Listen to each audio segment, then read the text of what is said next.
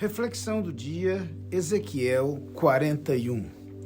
Dentre as promessas feitas por Deus nesses capítulos do livro do profeta Ezequiel, estão algumas relacionadas à restauração do templo.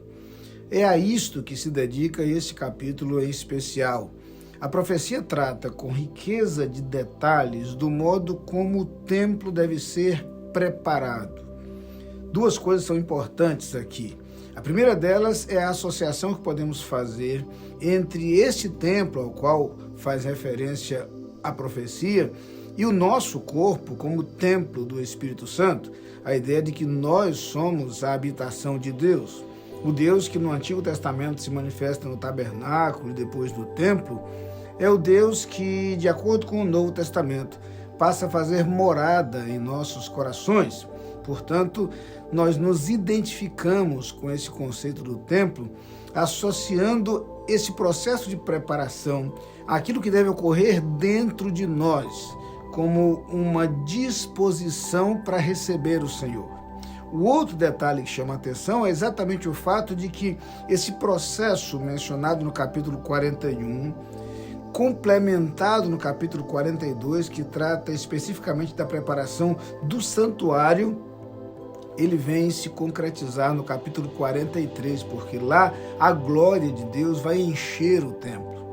Então, a ideia de preparação do santuário, a ideia de preparação do templo, está associada à ação de Deus de encher com sua glória esse templo. E aí, mais uma vez, se fizermos associação à preparação do templo como sendo uma referência à nossa própria vida, aqui entendemos que esse Deus quer agir em nós.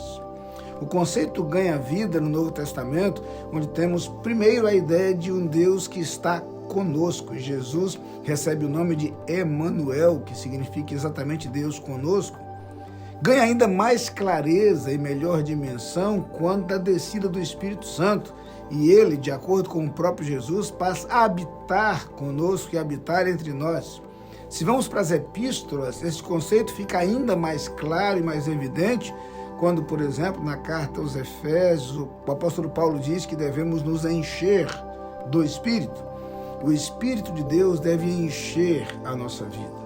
Então, essas duas ideias devem estar muito claramente presentes em nossa mente. A ideia de que nós devemos buscar a purificação de nosso coração e de nossa mente para o agir de Deus. E a clara convicção de que esse Deus enche a nossa vida. E quando Deus enche a nossa vida, Ele preenche todos os espaços do nosso viver. E quando Deus enche a nossa vida, isto transborda em nossos relacionamentos, em nossa atitude para com os outros, em nossas ações, em nosso modo de viver. Que assim como Deus restaura o templo e a partir daí toma conta dele, que Deus restaure a nossa vida, corrigindo aquilo que precisa ser ajustado, para que o seu agir em nós se manifeste dia após dia. Amém.